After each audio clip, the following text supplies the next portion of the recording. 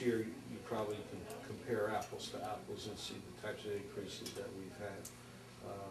Unless we've added additional staff, I can't see very many contracts, if any, that warranted any more than 3.5%.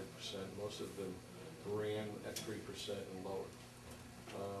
The teacher's contract was maybe a little bit higher, but that included the teacher steps.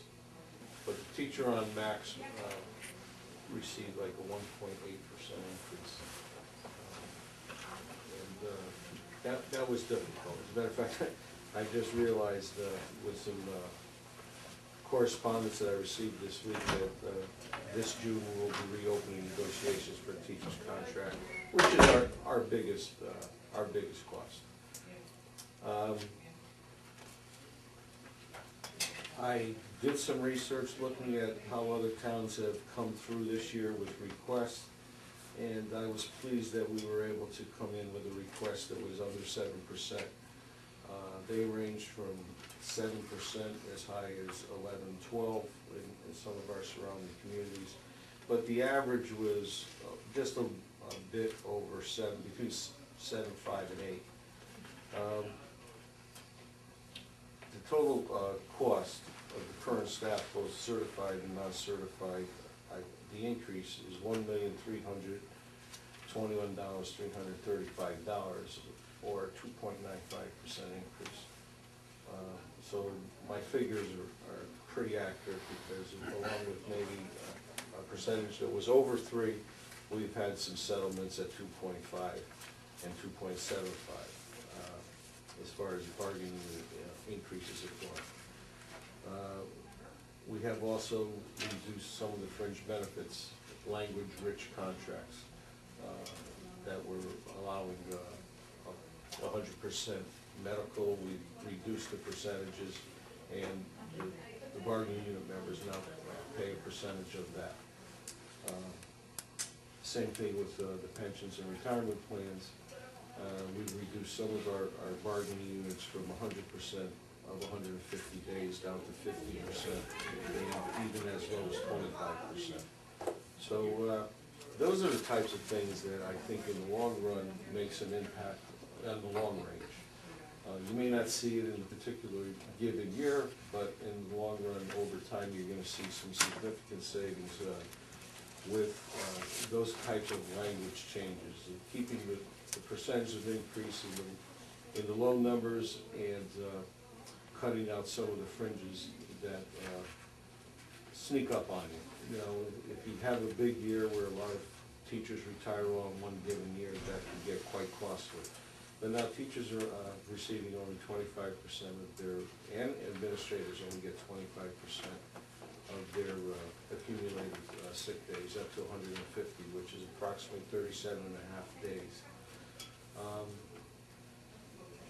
We have, for all intentional purposes, our principals work with a minimal budget, and their expenditures are in instructional supplies, curriculum and consumable supplies, textbooks, office supplies, new equipment, and replacement equipment. And we allow each school $100 per pupil expenditure, and our principals seem to have been able to take care of their individual needs with teacher supplies, replacement textbooks, and what have you. If the district were to adopt a new series, and that would be a significant expenditure, that does not come out of that $100 pupil expenditure. It comes out of the district accounts. We have done some substantial improvements in our curriculum over the years. We have been aligned with the state frameworks, which are basically moved from last year, which has caused us to have to make some shifts in our textbook account. We provided almost, or a little bit over, I think, $200,000 worth of new textbooks just for our high school last year. Some new series, some replacements, but many of the new textbooks are in line with the new standards for not only CAP, but for our graduation requirements as are designated by the State Department of Education. Last year, we did something that we thought was innovative at our middle school. We've been spending a lot of time in our middle school trying to boost scores there. We added a double language arts period in 7th grade. Fortunately, last year with some repositioning of teachers and elimination of some course offerings at the middle school, like home economics and industrial arts, we were able to move certified teachers that were, or dual certified teachers into those English grades in 7th grade, and for the first time we're offering a double language arts period. And for remedial students, they will get an additional period of remedial reading. We added a reading teacher also at the middle school. In this budget, I don't think I have as much wiggle room at the middle school staff as I do this year, so I have budgeted for 3 8th grade language arts, which would